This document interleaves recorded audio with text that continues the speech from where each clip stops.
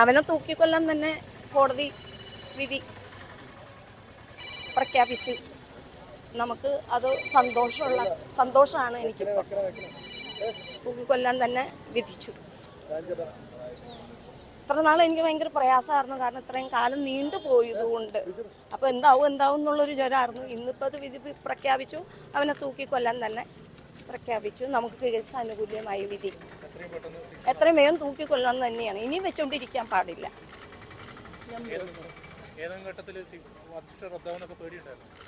അതൊക്കെ എന്തെങ്കിലും ഉണ്ടാവുമല്ലോ. ഇത്രയും ഒരു കുഞ്ഞ് മരിച്ചിട്ട് MA BA LLB ഒക്കെ വരെയൊക്കെ നമ്മൾ പഠിപ്പിച്ചുകൊണ്ടിരാന്ന് പറഞ്ഞാൽ നമ്മളത്രയും നമ്മളെപ്പോലും ഓർക്കാതെയാണ് നമ്മുടെ കുഞ്ഞുങ്ങളെ നമ്മൾ വളർത്തിയിട്ടുണ്ട്. ഇത്രയും നല്ലൊരു കൊച്ചു പോയി കഴിഞ്ഞപ്പോൾ പിന്നെ നമുക്കിങ്ങനെ മരിച്ചപ്പോൾ നമുക്കത് ഇങ്ങനെ ഒരു കേസ് എന്താവും എന്നുള്ളൊരു ജ്വരം നമുക്കെല്ലാം ആർക്കടെ വീട്ടിലുണ്ടായാലും നമുക്കുണ്ടാവും ഒരു ജ്വരം. നമ്മുടെ കുഞ്ഞുങ്ങൾ മോള് തിന്ന വേദന അവർ തിന്നണം. ഇത് കൊന്ന ആളെ തന്നെ അതായിരുന്നു എൻ്റെ. അതിനുവേണ്ടിയാണ് ഈ ഇത്രയും നാളിങ്ങനെ കണ്ണിലെണ്ണ ഒഴിച്ച് കാത്തിരുന്നത്. എൻ്റെ മോന് ആത്മാവിന് വേണ്ടി എൻ്റെ മോൻ തിന്ന വേദന അവൻ തിന്നണം. സർക്കാരിൻ്റെ ഭാഗത്തുനിന്ന് നടപടി എന്ന് പറയാൻ എനിക്കൊന്നിനെ കുറിച്ച് അത് എന്താ പറയേണ്ടതെന്ന് പോലും എനിക്ക്.